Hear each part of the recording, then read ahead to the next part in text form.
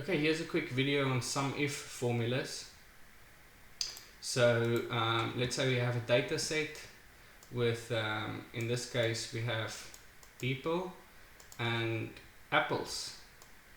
So the amount of apples these lads have. And let's say there's more than one John, and we want to know how many apples do all the Johns combined have, okay, or all the Trumps combined have, right? And then we'll go here, let's just add John there. So you can add any of those here. Which is really handy with this is when you have a data set, let's say for instance, like in construction, I work in construction, and you have certain trades like substructure, right? And in the substructure you have costs or different items with costs, and you then go and put substructure next to all those items with costs on the left hand side.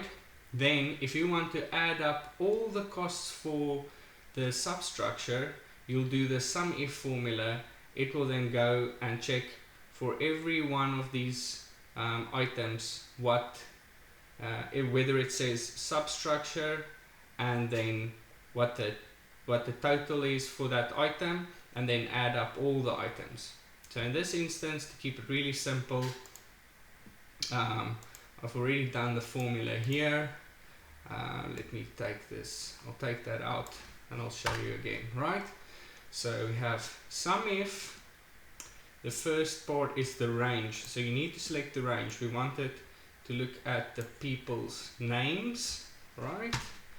Then the criteria would be, I want you to look how many apples the Sollies have, right? And then the sum range, what it should add up would be this column, the apples, right? And then we can close the bracket there. So it says the Sollies have 6 apples. Now